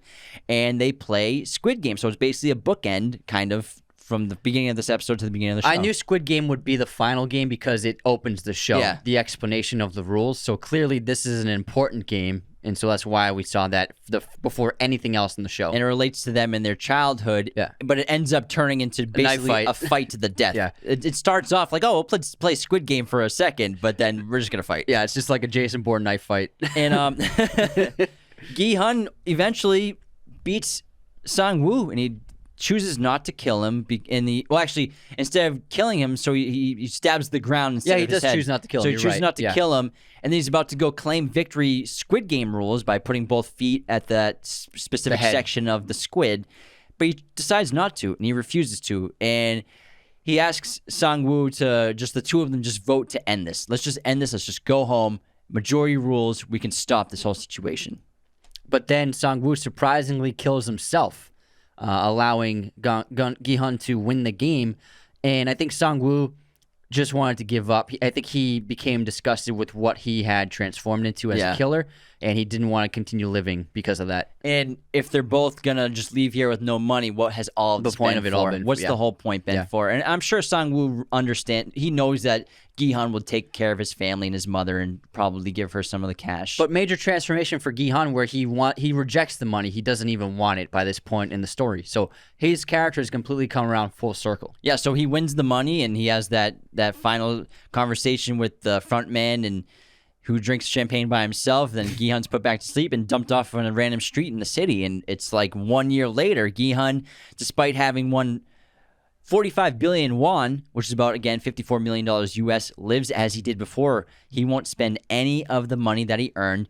There are even banks trying to get him to sign up for accounts to grow his money and to help accrue interest for them and for Gi-hun. And he even asked the banker to spare him 10,000 won. It even looks like he might even be homeless. Probably, yeah. Because his mom's dead. So Oh, yeah, before that. So he goes home after the games and his mother's dead. So that's probably Yeah. the final act that caused him to just never want to think about that money. Yeah, exactly. And then he randomly buys a rose from this saleswoman, and he finds one of the cards taped to it, and then he turns it over, and it says, "From your Ganbu," and it gives him instructions of a place to be at a certain time. And so obviously this is very curious and very mysterious. And so Gi-hun goes to this building and goes to the 7th floor, and he finds Il-nan is still alive. Yeah, Il-nam is on his deathbed, basically, hooked up to all this medical equipment. And he wants to play a final game with Gi-hun to see there's a homeless man down the street. If anyone helps him by midnight, you win. If no one helps him by midnight, I win. And this scene was a little underwhelming for me. It was very underwhelming for me. Because we get the background of Gi-hun and how he, the wealthy, the ultra wealthy are just as unhappy as the ultra poor because they're so bored in life. They have nothing. They have all this wealth, but nothing could possibly be worth buying for them at this point. Nothing tastes as good as anything else ever will, and there's nothing they could do to achieve happiness. And they're as depressed as the people who have nothing on their streets. And so it's an interesting comparison. But I just was underwhelmed with the villainous nature of the character. I wish they made him more sinister, more nefarious, more evil in a way in his explanations for everything rather than kind of being empathetic at the same time. I was a little disappointed by that. Yeah, he was still too much of like a sweet, wise old man. And I think the symbolism was a little too heavy-handed for me. Like, it's like we understand the whole point of the show by now. You don't need to like explain in detail the main theme of the show. I was like, you're kind of spoon-feeding us right now. So I think the conversation, it lacked interest for me for being the conclusion of the story. And then also, the final game was kind of like, I mean, obviously someone's going to help them at the end. Yeah. It seemed to be the whole point of the show, that their humanity does overcome these kinds of the things. police officer comes and helps the homeless man, and so Gi-hun has won the game right before Il-nam's death, who he says, "You saw that before you died, didn't you, you son of a bee?" And, You son of a bee. And so I think that was the final act that Gi-hun needed to see to show that, you know what, I should clean up my act. I can maybe do something good. I can be a good father to my daughter. I can Help other people. I give Sang-woo's mother all that cash. Who knows how much was in there? I have no idea. And sae-byeok's brother. Yeah. And so He also dyes his hair red. he dyes his hair red. Which I found to be very interesting, because he fascinating. seems to do the choice randomly because he sees the photo at the salon. Yeah, so maybe he doesn't want to recognize himself anymore Maybe. or Oh, transform into something else. That's a good Not point. sure. And he's about to board a train to go to the A airport. plane. No, but it's before that. Oh, okay. So yeah. he's about- Oh, he's yeah. in I'm the sorry. subway. I'm getting ahead again. You're so ahead, bro. I You were get just so excited. you're always like, oh man, I can't wait to talk about the end of the episode right before we start. He sees the salesman playing dakji with somebody in the subway. He hears the slaps. In the subway, the guy sees him. He's like, "Hey, man, you won the games. Good for you." He gives him that smirk. Like, But Gi-hun, so he tries to run the other side to stop the game from going on and try to catch the salesman, but he's disappeared. And he tells the guy, "You don't want to do this. Don't play the game." what a weird day for that guy. For real, he's like, "Jeez, I was just having some fun." And then he goes to the airport, and he's just about to board the plane when he calls the number he took from that man's business card, and he tells the person on the phone that, "I'm not a horse," saying he's not like a piece of meat. He's not an object. Like, he is an independent being, and he can't be controlled. And then the front man comes onto the line, and he tells them, "Hey, just board the plane. Just move on with your life. You don't need to join this again." But then Gi-hun decides he wants to play again, and so he turns around. I don't know if it's that he wants to play again, but I think he's going to try to take them down. He's gonna play again. You think so? Definitely. I think that, well, I figured that it would just be he's going to try to use his resources. Now that he has billions of won, I don't know how much he gave Sang-woo. Sang-woo's mother. It looked like a portion of that, Yeah, not large even amount. close to half. It could have been probably what his death was worth plus more. It looked like he gave her like 1 billion won, Something like maybe that. a little bit more, but not that much. But life-changing money, obviously. I don't know if he's going to use his resources to go after them, maybe, or like you said, go into the games. I think that's a great idea. I think he'll also be playing again. I think That's pretty interesting. I mean, what would cause you to go back inside the games, though? maybe because the thrill of it. But wouldn't they just kill him as soon as he showed up? I mean, why not let him compete? I guess. I don't know. But I'm curious to see what's happening. Who's going to be the new head of the game since Il-nam is dead? And the rest of the elites will still keep it going, I would say. Yeah, but we didn't see who like really was in charge. He was the host. Yeah. So who's going to be the new host? Oh, there will probably be another big villain then. And then also what happened to Jun-ho? Is he dead? Is he going to come back? Is he like still investigating? Is he lost somewhere out to sea on a desert island drinking coconut water? But I would say overall, I really enjoyed the show. The shock of the idea was so incredible. Well made, well written. I think after episode 6, it just went a little downhill. I think the ending was a little unsatisfying for me. I think we all wanted to see him see his daughter, but I guess, you don't always get what you want with main characters. And they want to obviously set this up for a second season, clearly. So I'm curious to see where they go with it. Overall, I enjoyed the show. Yeah, I thought the show was really good. I love that there's a pop culture phenomenon for an international production. For me, though, ultimately, like you said, the second half of the show, I think really nosedived, and it didn't quite meet the expectations that was set up for it. The first 6 episodes were very strong. The first episode was great. The 6th episode was the best one. Yeah, Ganbu was the peak. Yeah, but then it really just, I was not happy with where it went and with how the plots ended up. Jun-ho's plot, gi-hun's plot. I was unsatisfied with a lot of it. And even like there was some bits like when the front man takes his mask off and he looks in the mirror and he sees his brother's ghost. It's like, do we need that? And we just saw his face for the first time. It's not like we have a relationship with him. And so I just think the last few episodes really kind of set the bar of it down a little bit for me. I understand why it became such a sensation. It is very shocking and it's very fun. But ultimately, for me, it didn't live up to all the hype. I think just the idea of the show, it's like a TV show or a movie, the peak in the biggest climax, it needs to happen towards the end. Yeah. But for the show, it happens really near the middle. So I think just the idea itself, it kind of was going to fall into that trap. It got trap. too big for itself. The story arc plot of it happens, the peak again, it happens episode 6, which is great. It's a brilliant episode. It's one of the best TV show episodes I've ever seen. But like again, where are you going to go from there? It's hard to keep that momentum going. You could say the third act of the whole story just fell down. You can see where the original script of it being a movie made a lot more sense. Yeah. Whereas now you're drawing it out to a TV show, so we have these like last 2 or 3 chapters, which are kind of just like prolonging Lots of filler. It seems like maybe Ganbu was the final climax of the movie script. Yeah, honestly, the last 3 episodes I found very boring, and I was just like waiting for them to be over. Whereas the first 6 episodes, I was totally invested. I think also the VIPs, I know you're supposed to hate the characters, but I really disliked them on camera every time they spoke or were on camera. It seemed, very cartoonish characters. Yeah. And I know everyone hates America, but couldn't there be other elites from other countries? There's a ton of Western civilizations with tons of billionaires and capitalism. Like, can we get someone from like UK, Canada, China, like Europe? I think there was someone from Tokyo, it sounded like. Yeah. And also, all of their dialogue was very cheesy. Yeah. Like every time one of the elites spoke, I was like cringing. Cartoonish. The dialogue was just very, very cheesy. And it really took me out of it. The VIP episode, number 7, the glass bridge was the weakest episode. And I was really like cringing half the time. So that was definitely a very weak element. And I honestly did not like any of the elite characters. None of them. They all seem to have the same voice too.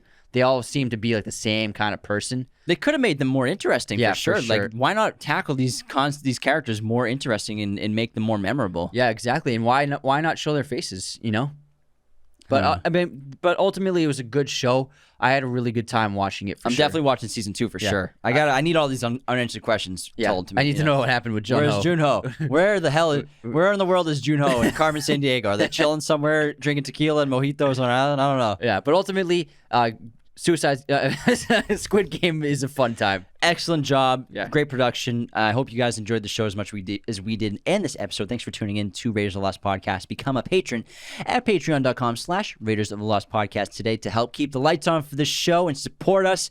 You're the best.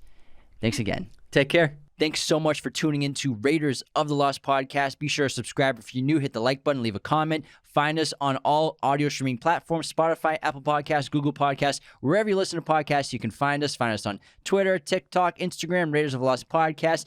Be sure to check out one of these other videos right here for more content on our favorite films and breaking down all kinds of movie content. Thanks so much.